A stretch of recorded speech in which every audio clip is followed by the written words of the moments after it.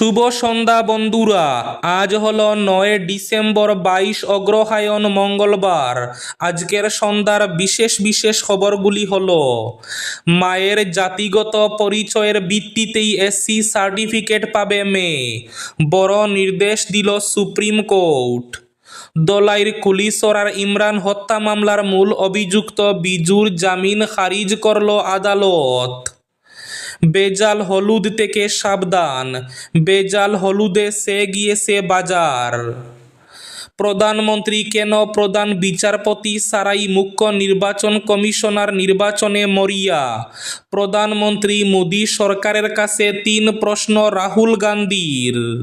আজ হাইলাকান্দিতে প্রায় 23,000 পরিবারকে সরকারি ঘরের অনুমোদন। এদিকে সুনাই বিধানসভায় 5,300 হিতাধিকারীর মধ্যে প্রধানমন্ত্রী আবাসের সরকারি ঘরের অনুমোদনপত্র বিতরণ। পাতারকান্দিতে এসআর প্রক্রিয়া নিয়ে অসন্তোষ, 5 জনের হোল্ডিংয়ে 30 জনের নাম। পাতারকান্দিতে ভোটার তালিকা যাচাইয়ে বড় অসঙ্গতির অভিযোগ।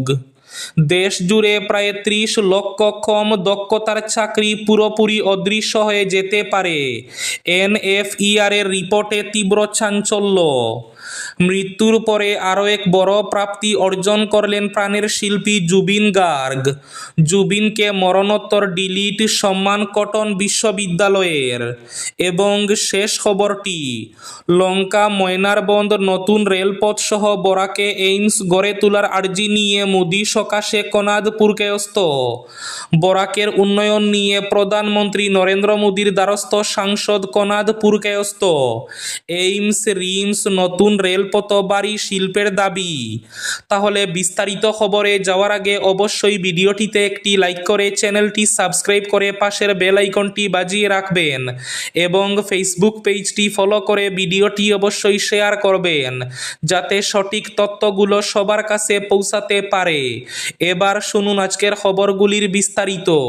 প্রথম খবর, মায়ের জাতিগত পরিচয়ের ভিত্তিতেই এসসি সার্টিফিকেট পাবে মেয়ে, বড় নির্দেশ দিল সুপ্রিম কোর্ট।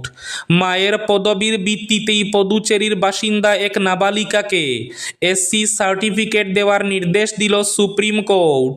শীর্ষ আদালতের এই নির্দেশকে দৃষ্টান্তমূলক বলেই দাবি করছেন আইন বিশেষজ্ঞরা, কারণ এই একই ধরনের আরও একাধিক আবেদন সুপ্রিম কোর্টে শুনানির জন্য জমে রয়েছে।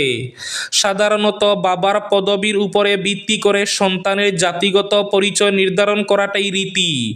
সেই রীতিকে চ্যালেঞ্জ করেই জাতিগত শংসাপত্র আদায়ের জন্য একাধিক আবেদন জমা পড়েছে শীর্ষ আদালতে। প্রধানমন্ত্রী কেন প্রধান বিচারপতি ছাড়াই মুখ্য নির্বাচন কমিশনার নির্বাচনে মরিয়া? মোদী সরকারের কাছে 3 প্রশ্ন রাহুল গান্ধীর। লোকসভায় নির্বাচনী সংস্কার নিয়ে কথা বলতে গিয়ে কেন্দ্রকে বিঁধলেন বিরোধী দলনেতা রাহুল গান্ধী। মোদী সরকারের উদ্দেশ্যে তার প্রশ্ন, নির্বাচন কমিশনের প্রধান এবং অন্যান্য নির্বাচন কমিশনারদের নির্বাচনের দায়িত্বে থাকা প্যানেল থেকে ভারতের প্রধান বিচারপতিকে অপসারণ করতে কেন ভারত সরকার এত আগ্রহী? রাহুল গান্ধী জিজ্ঞাসা করেন, কেন প্রধান বিচারপতিকে নির্বাচন প্যানেল থেকে অপসারণ করা হয়েছিল? আমরা কি প্রধান বিচারপতিকে বিশ্বাস করি না? রাহুল গান্ধী আরও বলেছেন, তিনি বিরোধী দলের নেতা হিসাবে নির্বাচন প্যানেলের অংশ, কিন্তু দাবি করেছেন যে তার কোনো কথাই সেখানে আমল দেওয়া হয় না, কারণ তিনি সংখ্যালঘিষ্ঠ ছিলেন। তার একদিকে প্রধানমন্ত্রী মোদী এবং অন্যদিকে কেন্দ্রীয় স্বরাষ্ট্রমন্ত্রী অমিত শাহ ছিলেন। রাহুল গান্ধী বলেছেন, কেন প্রধান বিচারপতিকে নির্বাচন প্যানেল থেকে অপসারণ করা হয়েছিল, এর উদ্দেশ্য কী ছিল সেখানে আমার কোনো মতামতই গ্রাহ্য হলো না। রাহুল গান্ধী 2023 সালের আইনের কথা উল্লেখ করেছিলেন, যেখানে ভারতের প্রধান বিচারপতিকে সরিয়ে একজন কেন্দ্রীয় মন্ত্রীকে 3 সদস্যের নির্বাচন প্যানেলে নিয়োগের সুপারিশ করা হয়েছিল, যেখানে প্রধানমন্ত্রী এবং বিরোধী দলের নেতা ছিলেন বাকি দুই সদস্য। রাহুল গান্ধীর পরবর্তী প্রশ্ন ছিল, রাহুল গান্ধী জিজ্ঞাসা করেছিলেন যে কেন আরেকটি আইন পাশ করা হয়েছিল যাতে নিশ্চিত করা যায় যে কোনো নির্বাচন কমিশনারকে তাদের দফতর সংক্রান্ত ক্ষমতায় গৃহীত পদক্ষেপের জন্য শাস্তি দেওয়া যাবে না। দলাই কুলিসরার ইমরান হত্যা মামলার মূল অভিযুক্ত বিজুর জামিন খারিজ করল আদালত। কুলিসরার ইমরান হত্যা মামলার মূল অভিযুক্ত বিজুর জামিন খারিজ। দলাই কুলিসরা জিপির প্রাক্তন সভাপতি ইমরান হোসেন বরবুইয়া হত্যা মামলায় মূল অভিযুক্ত বশিরুজ্জামান লস্কর ওরফে বিজুর জামিন আবেদন খারিজ করল কাছাড় জেলার দায়রা জজ আদালত। মামলার সব নথিপত্র পর্যালোচনা করে বিচারক মন্তব্য করেন, অভিযুক্ত বিজু এবং ইমরানের স্ত্রী রিনার পূর্ব পরিকল্পিত ষড়যন্ত্রের প্রমাণ আদালতের সামনে উপস্থাপিত হয়েছে, তাই বিজুর জামিন খারিজ করেছে আদালত। দেশ জুড়ে প্রায় 30 লক্ষ কম দক্ষতার চাকরি পুরোপুরি অদৃশ্য হয়ে যেতে পারে, এনএফইআর রিপোর্ট। কৃত্রিম বুদ্ধিমত্তার দ্রুত অগ্রগতি যে বিশ্বজুড়ে কর্মসংস্থানের ধরন বদলে দিচ্ছে তা নতুন কিছু নয়, তবে সাম্প্রতিক এক গবেষণা যুক্তরাজ্যের শ্রম বাজারে আগামী 10 বছরে যে ধরনের অস্থিরতার ইঙ্গিত দিয়েছে তা বিশেষজ্ঞদেরও চিন্তায় ফেলেছে। ন্যাশনাল ফাউন্ডেশন ফর এডুকেশনাল রিসার্চের রিপোর্ট বলছে, এআই এবং অটোমেশন প্রযুক্তির বিস্ফোরণমুখী বৃদ্ধির ফলে দেশ জুড়ে প্রায় 30 লক্ষ কম দক্ষতার চাকরি 2035 সালের মধ্যেই পুরোপুরি অদৃশ্য হয়ে যেতে পারে। লঙ্কা ময়নারবন্দ নতুন রেলপথ সহ বরাকে এইমস গড়ে তোলার আর্জি নিয়ে মোদির দ্বারস্থ সাংসদ কনাদ পুরকায়স্থ। বরাকের উন্নয়ন নিয়ে প্রধানমন্ত্রী নরেন্দ্র মোদির দ্বারস্থ সাংসদ কনাদ পুরকায়স্থ। এইমস রিমস নতুন রেলপথ বাড়ি শিল্পের দাবি। রাজ্যসভার সাংসদ হিসাবে নির্বাচিত হওয়ার পর প্রথমবার সোমবারে নতুন দিল্লিতে প্রধানমন্ত্রী নরেন্দ্র মোদির সঙ্গে দেখা করলেন কনাদ পুরকায়স্থ। সংসদ ভবনের প্রধানমন্ত্রীর কক্ষে সৌজন্য সাক্ষাৎ হলেও কথোপকথনের বিষয়বস্তু ছিল পুরোপুরি বরাক কেন্দ্রিক, অর্থাৎ উপত্যকার ভবিষ্যৎ পরিকাঠামো, শিল্প, রেল যোগাযোগ এবং স্বাস্থ্য পরিষেবার উন্নয়ন। আলাপচারিতার শুরুতেই প্রধানমন্ত্রী নরেন্দ্র মোদী খোঁজ নেন সাংসদ কনাদ পুরকায়স্থের বাবা প্রাক্তন কেন্দ্রীয় মন্ত্রী কবীন্দ্র পুরকায়স্থের স্বাস্থ্যের। স্মৃতির পাতা উল্টে প্রধানমন্ত্রী জানিয়েছেন, সাংগঠনিক রাজনীতির দিনগুলোতে কবীন্দ্র পুরকায়স্থের সঙ্গে দীর্ঘ সময় একসঙ্গে কাজ করার অভিজ্ঞতা তার এখনো মনে আছে। তিনি জানান, বরাক উপত্যকার জন্য এখন সবচেয়ে জরুরি একটি নতুন বাড়ি শিল্প প্রতিষ্ঠান। এক সময় 5 গ্রামের কাঁচার কাগজ কলই ছিল অঞ্চলের একমাত্র বৃহৎ শিল্প। সেটি বন্ধ হয়ে যাওয়ায় কর্মসংস্থান থেকে আঞ্চলিক অর্থনীতি সব ক্ষেত্রেই তার ক্ষতচিহ্ন আজও দৃশ্যমান।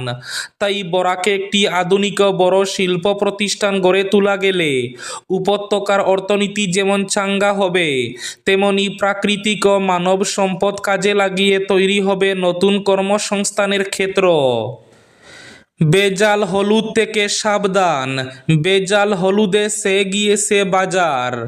বাজারে পাওয়া কিছু হলুদে অস্বাভাবিক রং দেখে বেজাল হলুদ মিলে পুলিশের হানা। পুলিশি তদন্তে হলুদ মিল থেকে বিপুল পরিমাণে বেজাল হলুদ তৈরির বিভিন্ন সামগ্রী উদ্ধার হয়েছে। গ্রেফতার 2 জন। শামশেরগঞ্জে ফের বেজাল হলুদ মিলে হানা। বেজাল হলুদ প্রস্তুতির অভিযোগে মিলে অভিযান চালালো পুলিশ। রাতে শামশেরগঞ্জ থানার আইসি সুব্রত ঘোষের নেতৃত্বে পুলিশের একটি বিশেষ টিম নতুন ডাকবাংলা সংলগ্ন হলুদ মিলে হানা দেয়। সেখানে মিলের ভেতরে বিপুল পরিমাণ নিম্নমানের পচা হলুদ মজুদ রয়েছে। পাশাপাশি বেজাল হলুদ তৈরি করার বিভিন্ন সামগ্রীও উদ্ধার করেছে পুলিশ।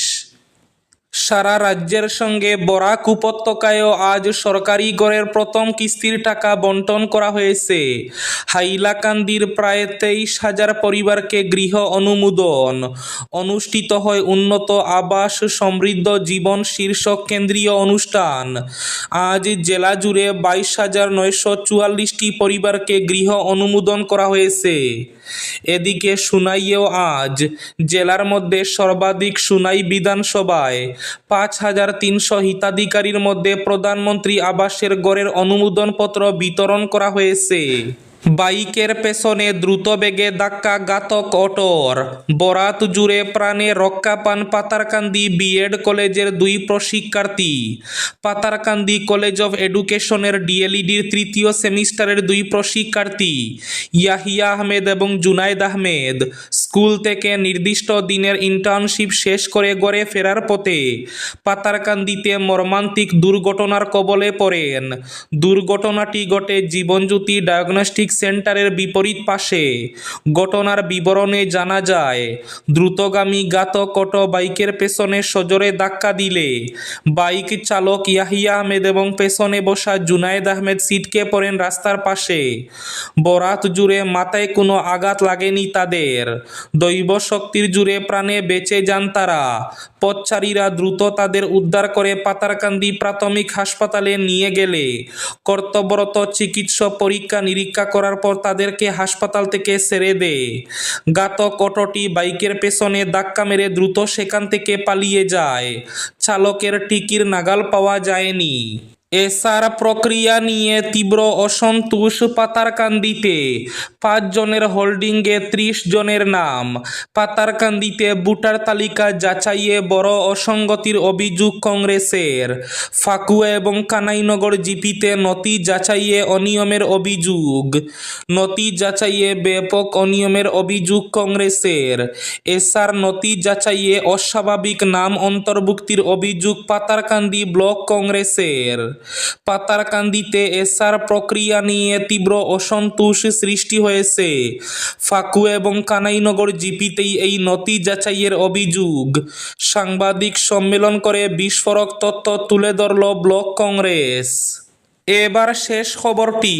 মৃত্যুর পরে আরও এক বড় প্রাপ্তি অর্জন করলেন প্রাণের শিল্পী জুবিন গার্গ। আজ মঙ্গলবার কটন বিশ্ববিদ্যালয়ের পক্ষ থেকে মরণোত্তরভাবে জুবিন গার্গকে ডিলিট সম্মানে ভূষিত করা হয়। আজ গৌহাটিস্থিত শ্রীমন্ত শঙ্করদেব কলাক্ষেত্রের শ্রীমন্ত শঙ্করদেব আন্তর্জাতিক প্রেক্ষাগৃহে কটন বিশ্ববিদ্যালয়ের 4র্থ সমাবর্তন অনুষ্ঠানে জুবিন গার্গের উদ্দেশ্যে মরণোত্তরভাবে ডিলিট সম্মান প্রদান করা হয়। তার বোন পালমি বরঠাকুর অনুষ্ঠানে উপস্থিত থেকে এই সম্মান গ্রহণ করেন। এই ছিল আজকের সন্ধ্যার বিশেষ খবরগুলি। ভিডিওটি অবশ্যই লাইক করে শেয়ার করে দেবেন।